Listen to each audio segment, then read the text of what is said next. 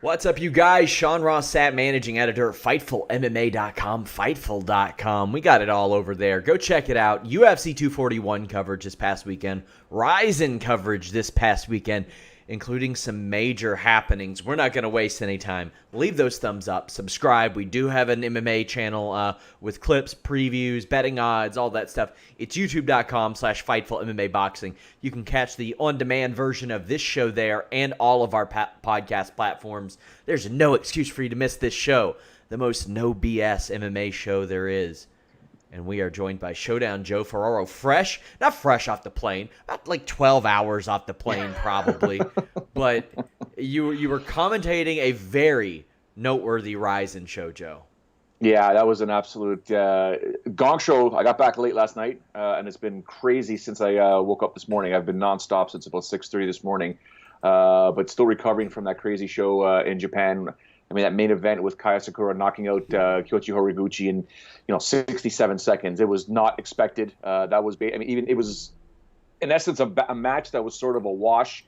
Not giving Horiguchi a fresh body, but someone that's good enough, an up and comer, ready to rock and roll. Man, this kid is something else. I've been trying to tell people about the Asakura brothers for a very long time. Especially on this show, I've heard you mention them numerous times. Yeah. I've been telling people, pay attention to these brothers. They are absolutely amazing. His brother, Kai's brothers, Mikuru, he basically headlined the last Ryzen event, Ryzen 17. He took out Yusuke Yachi, who was one of the top, lightweights in Japan, and Mikuru's actually a featherweight. So he moved up a division and took him out. And then they had already promoted the fact that Horiguchi was taking on Kaya Sakura for this show. And lo and behold, it did not last long, 67 seconds. And the way, if you watch the Ryzen Confessions on YouTube, the way these guys promote and analyze fights is something special. And they said, look, we're going to shock the world. You watch, you see, watch what's going to happen. So fantastic to say the least. And admittedly, when I looked at Asakura, I remembered that Road FC loss to Jae Hoon Moon, which he avenged, I think, 8-9 months ago at Ryzen at the New Year's show. He avenged that loss, maybe not in as exhilarating fashion as he lost, but that maybe put a damper on his prospect status that had kind of emerged out of Road FC before that. And I mean, he was a pretty accomplished amateur fighter too, and had some stutters early on. But this is not like a guy that you'll see that's like 9-9. He's 13-1 career, I think. Here's my question, Joe, as we look at this, and we'll talk about the rest of the Ryzen results. What's next for Horiguchi? Is he going to defend that Bellator championship, or is he going to seek out that rematch against Asakura? Well, as I'm answering that question, I just need you to take a look at the YouTube channel. It doesn't seem that we're live because it's not showing there, unless it's my computer. But he has to defend the Bellator title. I know that Ryzen was on the phone with Bellator after the event to discuss what's next. What exactly is next, I don't know. I know Horiguchi is going to want a rematch with Asakura to avenge that loss, and I know Asakura is going to want a title shot in that rematch for the Ryzen belt.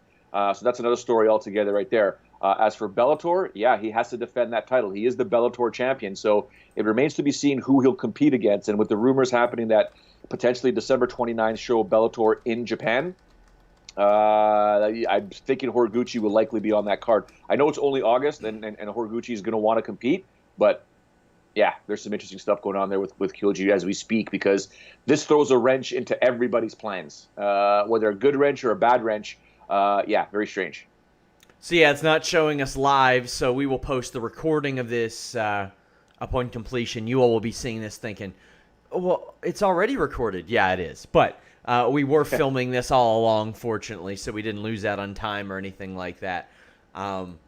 Resolution settings basically caused the issue. But yeah, well, this Ryzen show, as we look at things, we also had Takeya Mizugaki losing in pretty big fashion to Manuel Cape. You have Justin Scoggins getting a win. What else do you... Kana Asakura got a win via split decision. What stood out to you on this show? Oh, so many different things. First things first, I've been telling everybody about the Asakura brothers. I now need you to start paying attention to Takaki Soya. This kid is something special. Mark my words, this kid is something special. He's absolutely fantastic. Soya is absolutely no joke. He's an up-and-comer, and he'll be absolutely fantastic. He'll be in the rumored bantamweight Grand Prix. No ifs, ands, or buts, because he's well loved in Japan, considering he suffers from a rare disease. Took some time off and continues to showcase just how fantastic he actually is. So he emerged victorious as well. The Kana Asakura Alicia Zappitella fight was a split decision. You could have easily made the argument that Alicia won that fight. She didn't. People can call it a hometown decision. It was a very close fight, but I think Zappitella did enough to win that fight. John Wayne Parr didn't win the fight. He got a split decision, but it was an absolute honor, A, calling his fight, but B, spending a lot of quality time with John Wayne Parr while I was in Japan. That guy there is something else. He's still trying to get that 100th Muay Thai victory of his career. So we'll see if he gets another chance at it. Manel Kape taking up Mizugaki. Dude, that was a high level. I don't know if you saw it, Sean. It was an uppercut, step off to the right, throw an overhand or throw a right hook, and he dropped Mizugaki like it was bad news. It was like high-level technique. It's not something you would learn, in a boxing class right off the bat. That is something that was really, really high level. And Hamasaki, I think that's someone that you could appreciate.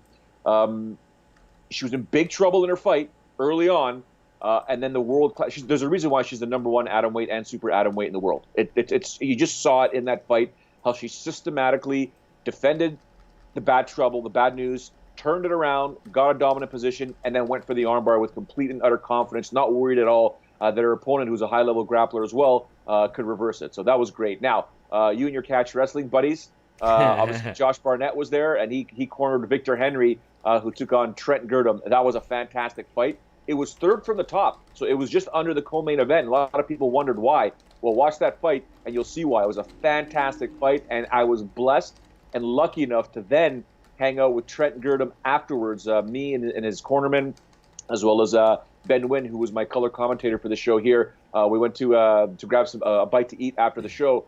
And I got to tell you, man, I got all the time in the world for Trent Girdham. I wish, Sean, I honestly, sincerely wish I was able to record that whole thing. I've never laughed so hard in my life. That guy there is an absolute mess.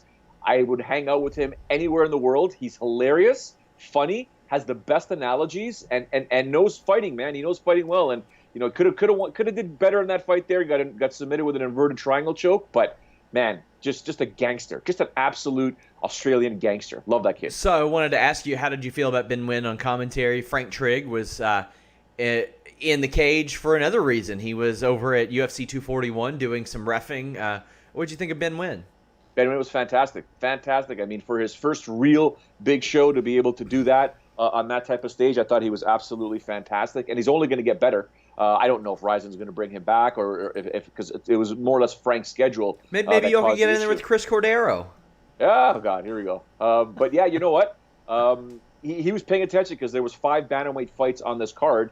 And obviously that bantamweight Grand Prix coming up potentially in 2020, Ben's going to want to get into that. So it could be a rotating color commentator. It could be Frank Trigg, could be Ben Wynn at any time. So lots of love for Ben Wynn. He's a great guy. Obviously got to know him a lot more under these circumstances as opposed to when he's competing, because you don't have much time to talk to the fighters when they're competing the week of the show.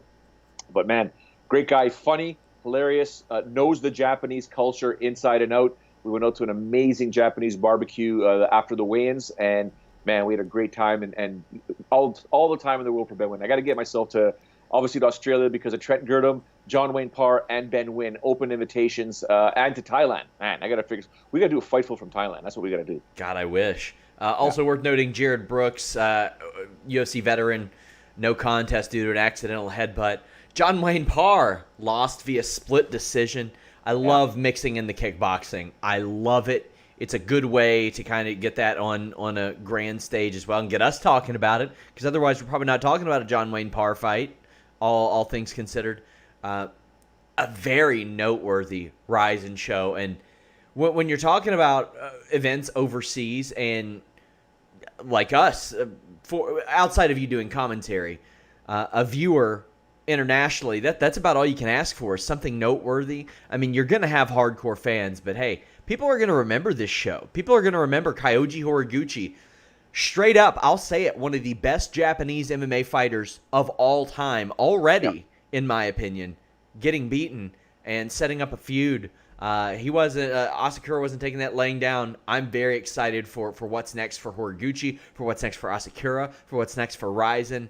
A lot of love there as well.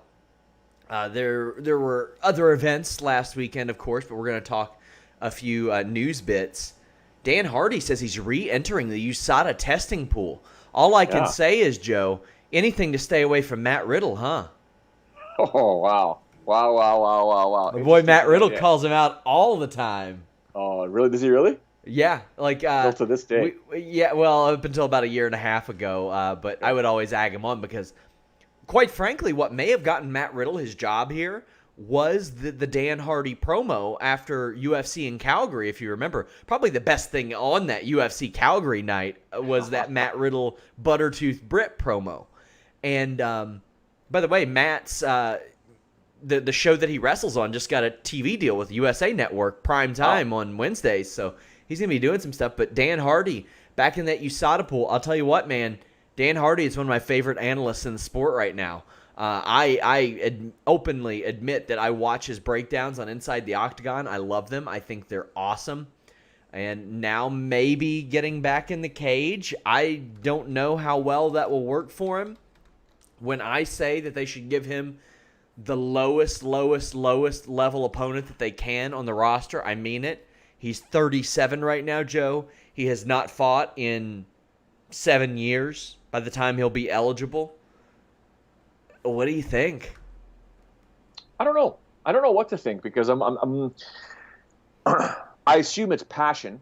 I hope it's not financially related. I hope it's the passion and the urge to want to continue competing and, to that he's healed from everything from the past. I think it's great. I just don't know that he won't be able to compete.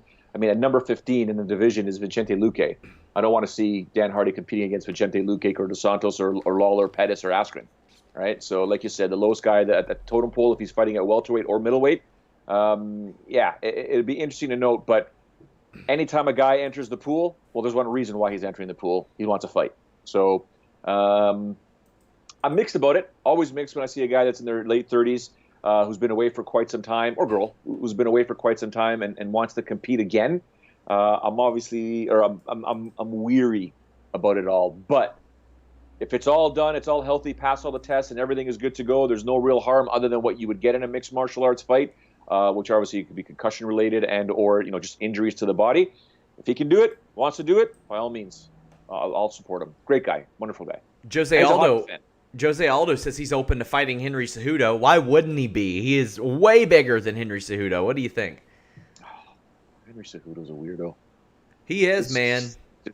There's people that are I shouldn't say finally, but every time he says something, does an interview, does some sort of television appearance, blah, blah, my phone starts. I get more love or more messages about the weirdness of Henry Cejudo than I do about actual UFC events that are coming up on a Saturday night. Look what he did this time, or look what he said. What's wrong with this guy? And I'm like, there's nothing wrong with him. He operates at a different frequency. It's cringeworthy at times, but he is who he is.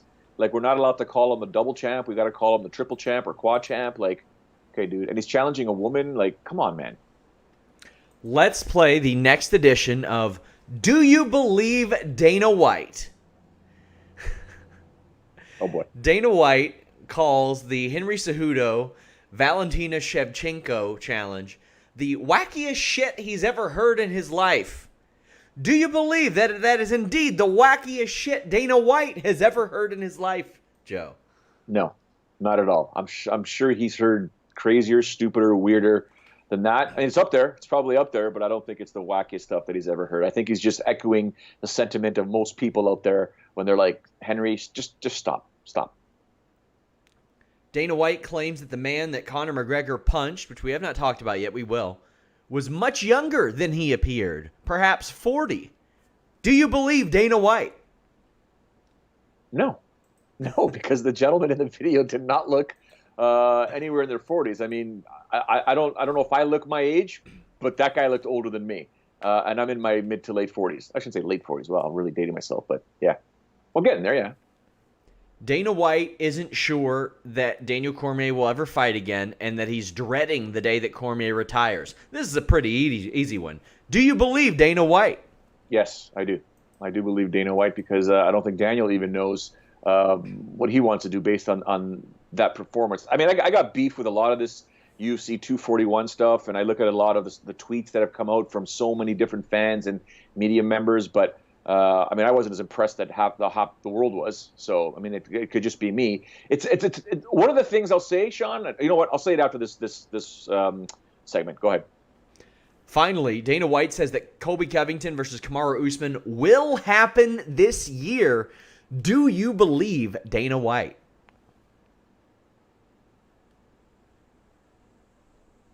No, no, I don't believe it. I'm just going to edge on the side of caution here. I don't believe him. It's only August. That would push this fight probably in November. Could be November, December. Could be September. I don't know. But, you know, it's a fight I want to see. I'd love to see Colby Covington as the official champ. But, yeah, when it comes to Dana putting on these fights sometimes, we'll see.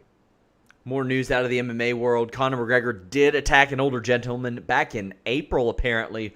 Punched him in the face, allegedly, because he turned down a shot of his whiskey. I don't care what was said there, Joe.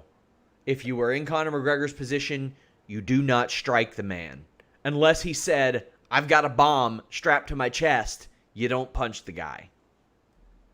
I don't see any. I mean, I wasn't able to hear the audio because I actually watched it while we were at Ryzen. One of our producers to my left, had his computer open, turned it over, and clicked to YouTube. All I saw was this, it didn't even look like an argument. It just looked like a guy just didn't want to take the shot of whiskey, or may have called it piss water. Who knows what he called it? I don't know. But then Conor got upset, and as soon as the guy turned around, Conor suckers him. Like, wow, what are you thinking? Like, I don't.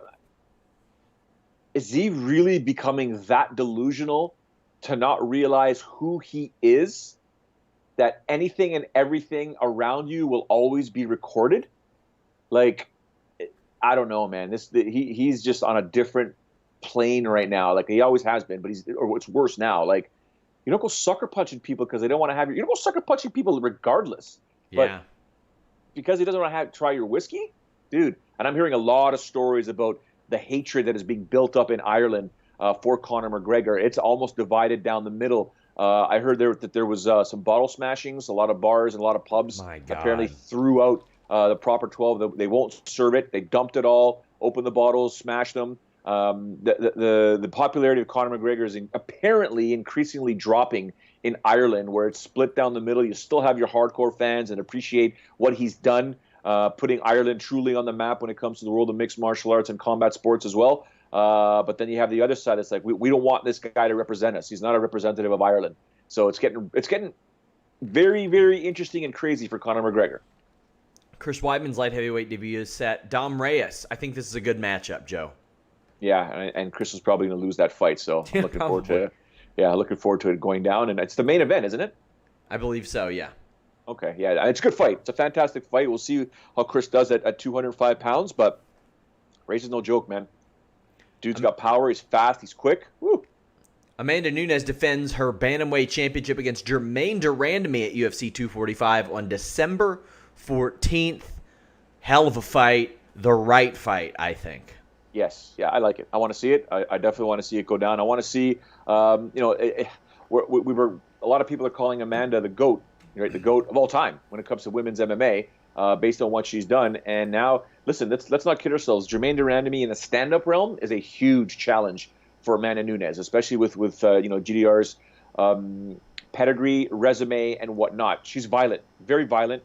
But so is Amanda Nunes. So we'll see if Amanda wants to stand and trade with her or take her down to the mat and take over from there. So it's going to be a fun fight for sure. Before we get into the UFC 241 pay-per-view, we're going to play How Much They Make, UFC 241 edition. Now, this will be in totality, whether it's win bonus, whether it's show based on the fact that they lost. We're going to guess how much these people made disclosed.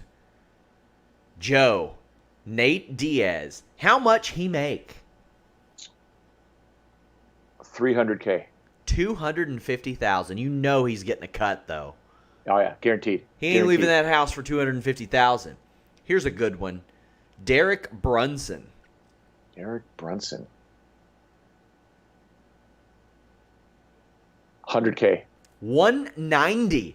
Wow. That's a good payday for him. Interesting. Good for him. Hannah Cyphers. 25K? 28K, not far off. All right. Jody Escabel. Jody Escabel.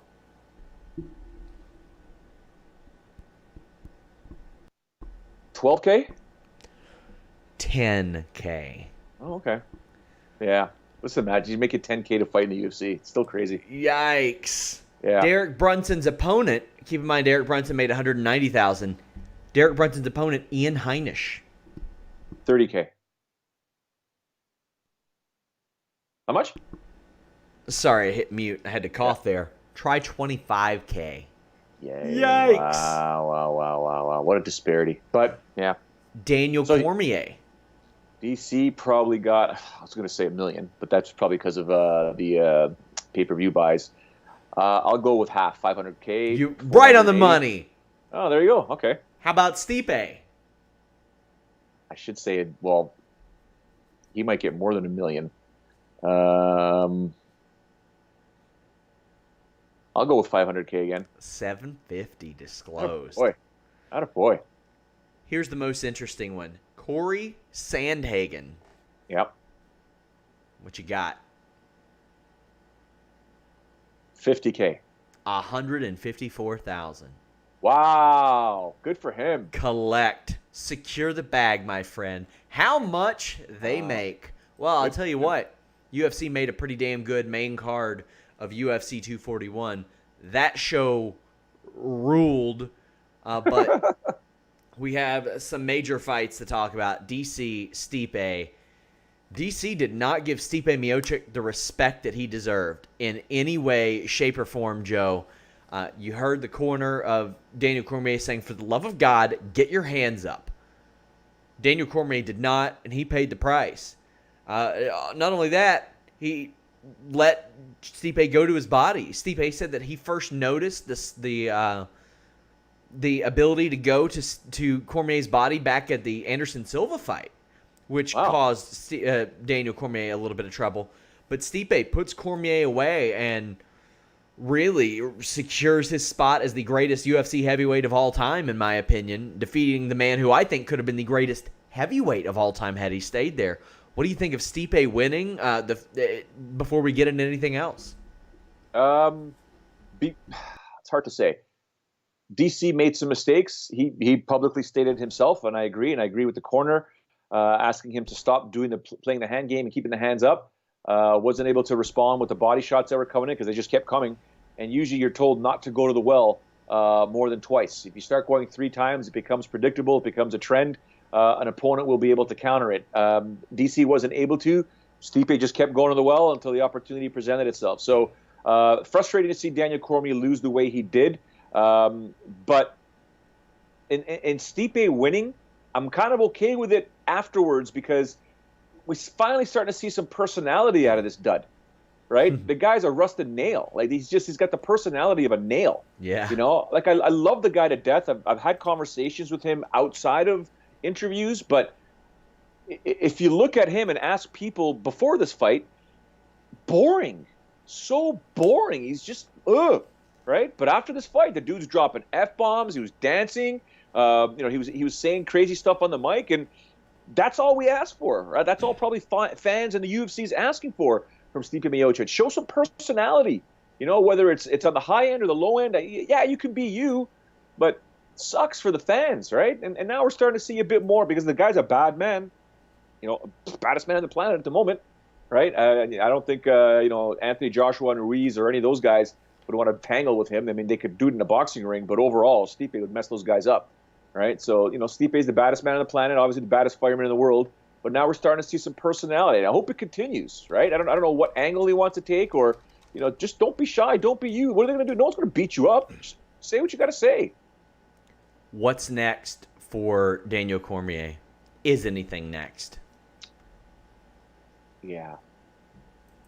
A rematch with Stipe. He should. It's the thing that makes the most sense to me, Joe. It's the rubber match. Get the rubber match going because forget about John Jones. You're not going back to 205. He doesn't Just stay away deserve it. yeah. Well, okay, when I say he doesn't deserve another 205-pound shot, he kind of does. He never lost that title. So I'm Correct. okay with it if it happens. I just don't want to see the fight again at 205 pounds. I've seen it. I don't need Yeah. it. I've seen it twice. Same result both times. I agree. I think that the rubber match between Stipe and Daniel has to happen. You know, it's Daniel granted him. Listen, Daniel beat him in the first round, and eventually and Stipe did not compete again until this rematch. Got the rematch. Excuse me, won the title, and then took 4 rounds to take out Daniel Cormier. So I think Daniel's got a better argument to get a rematch or a rubber match than Stipe did to get a rematch. So I'd like to see DC heal up, get better, back to the gym, back to the drawing board, work on what needs to be fixed, and get this rubber match going. Stipe also has Ngannou maybe on the docket, but after the way that first fight went, I don't think UFC should be in any rush to run that one back. However, the UFC should be in a rush to put Nate Diaz against Masvidal. And, Joe, it should be a pay-per-view main event. It should either be a pay-per-view main event or be on ESPN as a loss leader. Well, it's a title fight, isn't it? Yeah, the Baddest man on the CBD planet. marijuana weight championship. No, it's not the baddest man, the baddest motherfucker in the game. I think Whoa! Yeah. Whoa! Isn't that what he said? Or baddest whatever? Yes. So here's the thing. Imagine me telling you in 2015 that a few years later, Nate Diaz, who wasn't that relevant in the lightweight division, Masvidal, who wasn't that relevant in the lightweight division, would be the highest attraction or the biggest attraction for the UFC in a non-title fight at welterweight 4 years later. Oh, by the way, Diaz wouldn't fight for 3 of those years. It is amazing the way things come together. This doesn't hold up a division. It doesn't prevent anything. Masvidal should not be in the title conversation. I don't care what he did to Ben Askren. He shouldn't be there. If he beats Diaz, sure, why not? But after winning 2, after losing 2, I'm not there. I love this fight. I'm excited. I'm so excited about this fight that I'm talking about it before the actual fight that happened, Joe. Listen, first of all, based on what you said, if you'd have told me this 4 years ago, in the great words of my son, who is this guy? What is he, a donkey? That's what I would have said, right? Like, there's no chance. Now, tell me, like, if you'd have said that there's a chance that Nate Diaz and Jorge Masvidal can fight, 100%, right? East Coast, West Coast sort of thing, or at least Florida against Cali, like, I could see that, no problem. But to the scope that it is right now, no chance. But it is free promotion for the UFC. There's no work that needs to be required as of this moment to promote this fight. They have enough footage and enough quotes to promote this fight. You want more? Go put cameras in front of these 2 guys and watch what happens. Like, this is a huge prize fight. Okay, it's a huge moneymaker. It's a needle mover. Easy peasy for the UFC. And if it doesn't happen, I don't even want to know what prevents this fight from happening, other than potentially Nate Diaz going off his rocker or even Masvidal going off his rocker about the amount of money they want, right? I mean, there could be situations where it won't happen. But when you got Nate Diaz calling somebody out by name and Masvidal more than happy to oblige, seems easy to me, man.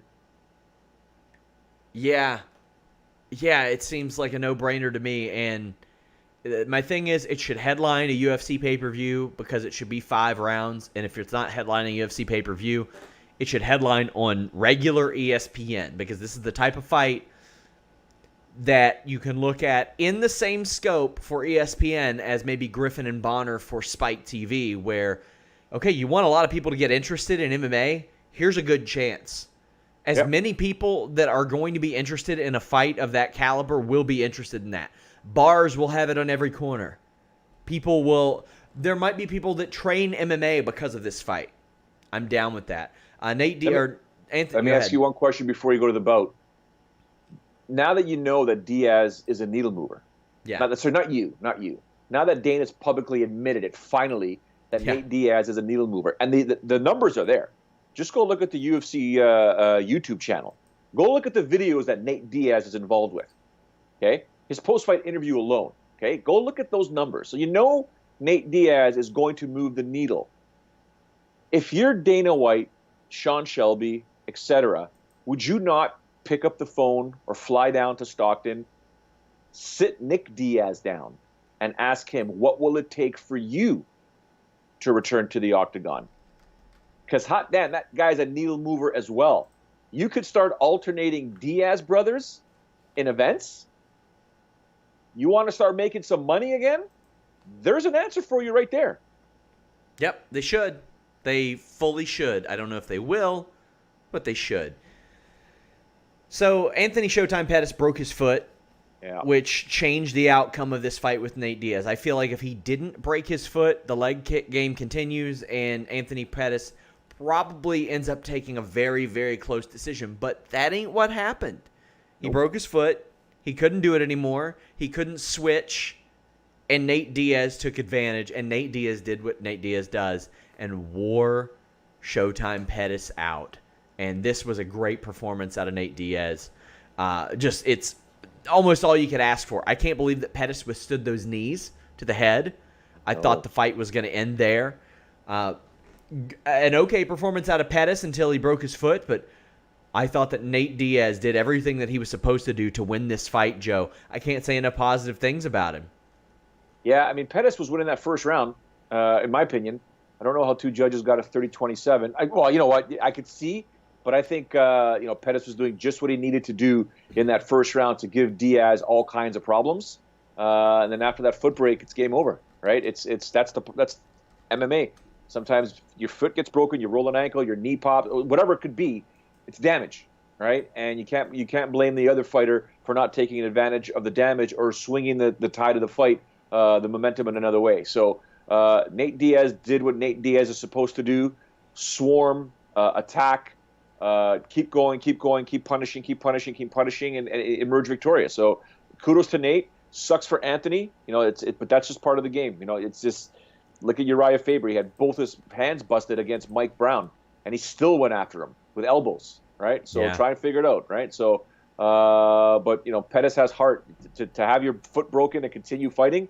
People don't understand the type of heart that it takes. Most people were like, okay, it's over. My foot's broken. It's over. I'm out. Tap, or in real life, it's over. This guy kept going. So give him some respect for that. So we know what's next for Diaz. Pettis, anybody at welterweight, anybody. Probably, you know who I wouldn't hate to see him fight? Robbie Lawler. Wouldn't hate to see him fight Robbie Lawler in the future. That's a good point, yeah. Wouldn't mind that one. Maybe Vicente Luque, somebody like that. I'm okay with that. Yoel Romero, I get the feeling he's effectively done at the championship levels of middleweight and MMA, honestly. He's in his 40s. He had a pretty good performance against Costa, all things considered. He didn't go away, but Costa just beat him, in my opinion. I was shocked that this was so controversial. I'll give Romero credit. I didn't expect him to turn it on in the third round. I thought that we had seen the best of Romero by that point, and that was long gone. But he fought back. I thought it was hilarious when he was recovering from getting dropped. He did the old, look over there, and then punched Costa in the face and dropped him. That was hilarious. Paulo Costa, you could say it's all about aesthetics all you want. The guy belongs at the top of this middleweight division. He's not just like somebody the UFC is pushing. He beat Yoel freaking Romero, Joe. This has got to be great news for the UFC. You get the younger guy in there. He already called out the winner of Adesanya Whitaker. I think that makes a lot of sense. He's ranked number 2 in the division now. Yep. What are your thoughts? Romero's funny. It's an odd duck. He's like you've got. He reminds me of, I don't want to get into any political conversations here, but he's like the flat earther of the middleweight division. No matter what you tell him, the earth is round. He's going to continue to act like it's flat. I'm trying to make an analogy here where if you just fight, you're in an MMA fight. If you fight, you win. You keep doing what you're doing, you're always going to be wrong. You're going to lose. Right? And Paulo Costa just sat there and just picked away at him, ate some shots himself. I just think Romero, the way he thinks, doesn't operate properly sometimes in MMA, because I think he could have been so much greater in his career overall. If he'd have just attacked more, right? I get strategy. I get baiting your opponent. I get lulling them to sleep. I get that. But, the guy, I think he threw more. I think he stuck out his tongue more times than he threw punches or kicks. Sometimes it's just like, put your tongue back in your mouth and fight. You know what I'm saying? But it was a unanimous decision, 29-28 on the 3 scorecards. All the people that said Yoel Romero won this fight, I could say, yeah, you might. I could see parts of where a round you could give a round to Romero, but why make it so close, Sean? Why make it so close? Just beat up your opponent, right? Try your best, take him down, do something. That's where you're great at, and he didn't do it. And Paulo Costa now is shining because of this, right? So good on him, and and then he has Waleed Ismail in his corner, another weirdo. Or who operates kind of strangely, but who hits good for reply him. all in emails, I've learned, and everybody else in MMA media learned last week. Thanks for that, guys. Really appreciate that all week. Other big fights on the show: Sadiq Youssef won. Derek Brunson, mid-30s, finally got a coach at the urging of Dominic Cruz. Beat Ian Heinisch and recovered from a great head kick and won. Corey Sandhagen versus Asuncao. Corey Sandhagen is the new blood in that division and has to be looked at very, very seriously. He jumped all the way up to number 3, and now it's Sandhagen, Sterling, Marias, Cejudo at the top of that division. I dig it. Get Garbrandt, get Faber, get Cruz the hell out of there. We don't need it. Dillashaw out of there. Completely new blood from 1 year ago in this bantamweight division. I like it. We also had Hannah Cyphers win, Kyung Ho Kong, Sabina Mazo. Casey Kinney and Manny Bermudez was not as great a fight as we expected. Drakkar Klose had a good performance. Kama Worthy with a major upset knockout and a very charismatic promo. What else stood out to you on this show, Joe? I didn't see any of the fights that you mentioned because obviously there's no time with me flying back late and stuff like that. But I did catch the first 3 fights. I am going to pay attention to Sadiq's fight, Derek's fight. Obviously, with what you just mentioned about Kama's fight, I'm going to watch that. Have to watch Corey Sandhagen's performance. That's no ifs, ands, or buts. I heard the Drakkar Klose Giagos fight was pretty good. I didn't see it, obviously. Good. Okay, so I'll definitely watch that. And the Hannah Cyphers, obviously, with me calling Hannah's fights in Titan, there's obviously some, I really like her as a fighter, and she's great. I don't know how one judge had it 30-28. I don't know how you get a 30. I'm doing the math in my head, but how do you get a 30-28 card? Shitty judging. I don't understand how that. Oh, maybe a 10-10? Yeah. Cuckoo. So, Cuckoo. All right. Bellator is running their first show in a month and a half this weekend. They have not ran a show since July 12th. Before that, they didn't run one since June 22nd. They were a little bit more regular before that, but they only ran 2 shows in June, 2 shows in May, 1 show in April, 2 shows in March, a couple shows, and then it was like 4 a month before that. Do you like this approach for Bellator? I do. I think absence makes the heart grow fonder, and I have been very outspoken, Joe, about how they have a very good roster, and it shouldn't be spread so thin that you have, like, Sam Cecilia main eventing a show. That shouldn't happen. That doesn't need to happen, all due respect to him. This show, on the prelims, has Seba Homasi, Nick Newell, Timothy Johnson. It has Conry Gracie, who you probably never heard of, but hey, they're banking on the Gracie name, and that's it. Austin Vanderford, who is Mr. Paige Van Zant. On the prelims, that looks about as good as a lot of their main cards have from name value in the past. What do you think of this new approach? I don't know what to think of it, to be honest with you. I think I 100% agree with you that they have talent on their roster. And I think under the right circumstances, and I hate to say this, the worst thing in MMA nowadays is the fact that these promoters must put forth a bunch of content. They have to do it for their broadcasting rights, and in doing so, take away from the quality of the product. What's happening is the product will get watered down because you have to fill the cards with bodies. And at times, there are bodies that should not be competing for Bellator and the UFC, whereas if you just left the top of the top for each promotion, you would see more high-quality fights, Sean. So, there are, like you said, look at the names. I mean, even if you look at Bellator's next card, but if you look at the names here on the prelims, you could have some damn good cards with these guys on main cards, right? So, listen, Scott Coker has to do what Scott Coker has to do. He signed to do it. He's got to put forth the content. I'll say it till I'm blue in the face. I don't like all these broadcasting deals where you have to give so much content to the providers as opposed to the actual quality of the product can be far more improved if they would just sit down and say, we don't have to do weekly shows. We can do bi-weekly shows and pay-per-views. I know Bellator won't do another pay-per-view for a while, but that's my theory. They go right back to 3 shows next month, of course. Let's talk about some of the fighters on this show. Tyrell Fortune, 6-0, one of their projects that has really worked out. He's on the card against Rudy Shafarov, who nobody has ever heard of, but is also 6-0. Yaroslav Amosov, who, woo boy, is he good. He is real good, 21-0, taking on David Rickles. That's a hell of a test for him. Taylor Turner, 2-4 against Alejandra Lara, 7-3. Why? Oh, first off, why is anybody that's 2-4 getting booked in the promotion, Joe? Does she take this on a? Well, that's another story. I don't care. I don't care. There's somebody who's better than 2-4. Oh yeah, no ifs, ands, or buts, especially at flyweight. 2-4 on a Bellator show. I'm gonna double check here, make sure it's the main card. Yeah, main card. Build on Wikipedia as 3rd from the top. There's something we don't know. That's stupid. Well, either way, at least we have Tyrell Fortune and Yaroslav Amosov fighting. I think they're both going to win. But David Rickles is not an easy out for Amosov. I mean, he's a guy who's won 4 of his last 5. He had lost to Melvin Gillard, but Gillard was on some shit.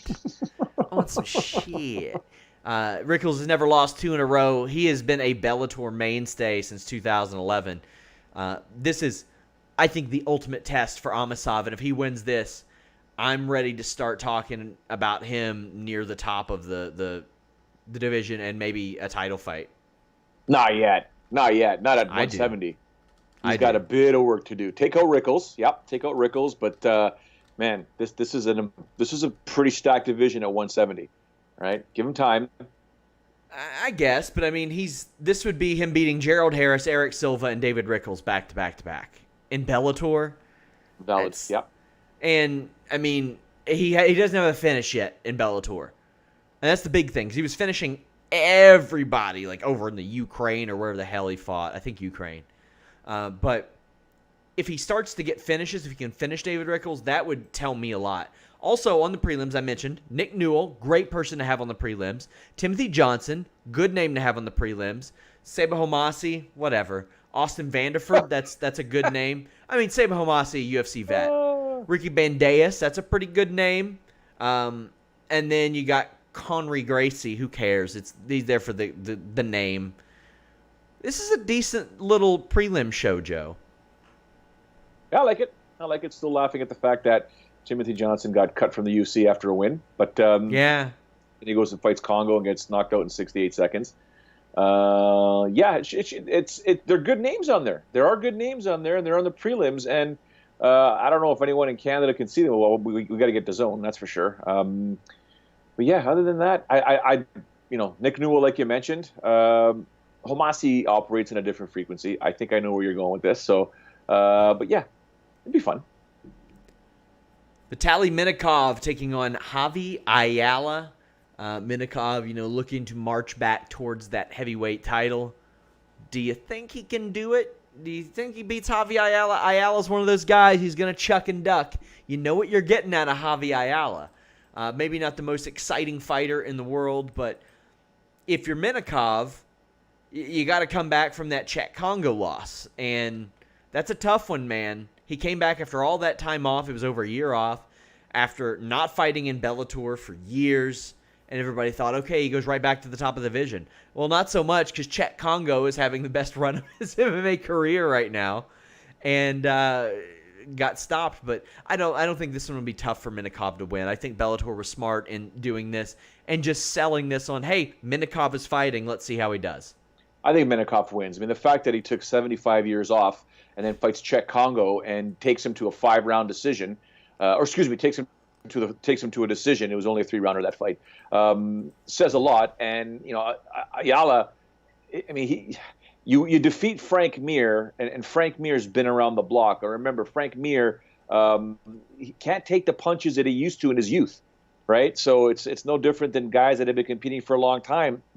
Physically, they can take it, but once that jaw gets hit and it gets shut down, it's over. So Ayala ran with that and emerged victorious. But he did go the distance with Roy Nelson, but we can always say Roy Nelson doesn't really do much with the capability that he does have. And then Czech Congo, you saw what Czech Congo did to Ayala. So I'm going to go with Minikov in this fight.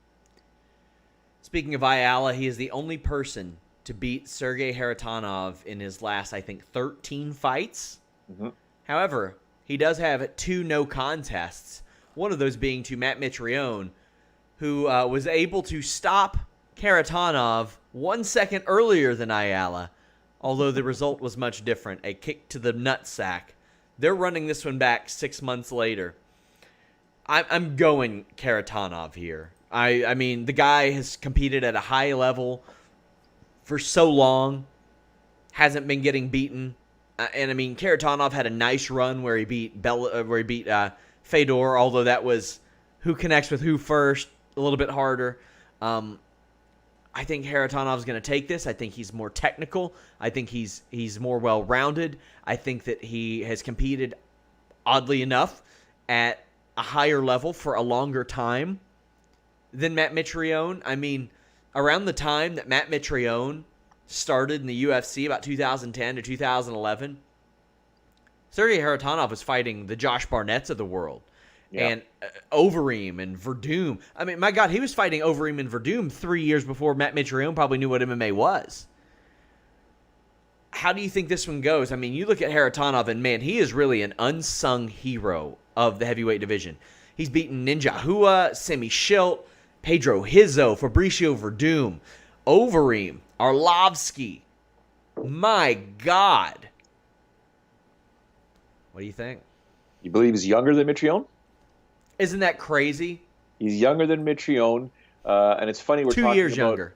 Yeah, it's funny we're talking about a bout where nut shots were the issue in the first one, or a nut shot.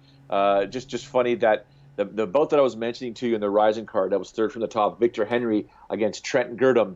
Ben Wynn and I were having so much fun calling that fight, and it was not funny, but we were just having fun at the nut shots because I think it was Trent Girdham went up 2-0 when it comes to nut shots.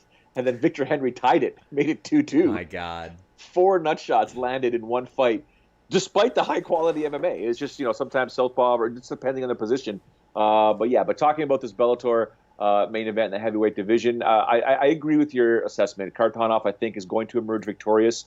I think he's just got that different type of, I'm not going to compliment his footwork, but I think it's different than Mitrione's to the point where Matt Mitrione may get caught in a very bad position with Haratonov landing that one punch that just drops everything. Now, Mitrione does have power. Let's not kid ourselves. If he decides to turn things on and Haratonov is caught flat-footed, could get ugly, Sean. Could get real ugly for Haratonov. I just look at this fight here, basically paper versus paper. I'm going with Sergey. I am too. I think this is an okay main event for Bellator, and I guess I'm hypercritical over Bellator because I know they can do so much more. Always. I know that they can do so much better. They have so many champions that fight like they have them fight once a year. And maybe that bothers me a little bit. And, I mean, God, they got enough Pitbull brothers to headline more than one show a month, for the love of God. But I will be watching this show. We will cover this show next Tuesday on the Fightful MMA podcast. But as we wrap up, John Jones will have a hearing for his battery trial. That's coming up next month, but no UFC this weekend. I'm happy. I'm very excited. I won't be able to do a post show for the show in a couple weeks. I'll be in Chicago for an AEW show. But Joe, what do you have going on this week? You've had a lot of stuff over the last week. A lot of stuff going on. I'm in catch-up mode for all things in my life. So I'm dealing with, I would say, 3 to 4. I'm not going to put them at that emergency scale, Sean, Yeah. but they're like just you got to get them done ASAP, Joe. So that's where I'm at right now. And I'm actually glad there's no UFC event this weekend, only because I'm apparently going away with the family for the first time in a very long time. It may not be an overnighter. My son's trying to fight me. He wants an overnighter. He wants to stay in a hotel like Daddy does, and blah blah blah. So we'll figure that out. But yeah, it's going to be an interesting week leading up to everything. It sucks that as crazy as it sounds, I am interested in this Andrade Zhang fight just to see if Zhang can pull off the upset. And it's got a pretty good co-main event. But in a way, it's good because before the show, before we came on the air, I think there was 4 fights that got dropped from this show. So the UFC is in scrambling mode at the moment to figure out who they're going to fill up. So next week we'll be able to discuss it on the podcast here. So, but other than that, Sean, for myself, just same old work, and obviously I'm so glad to be home to coach the boys practice tonight and game on Thursday. So. Guys, I want to thank you all so much. Leave a thumbs up. Sorry that we were not live today. Streaming issue. It was human error, not software error. I set the broadcast canvas or something too big. But we'll be right back live next week, as we will be every single week. Till next time, guys, leave a thumbs up, subscribe. We're out.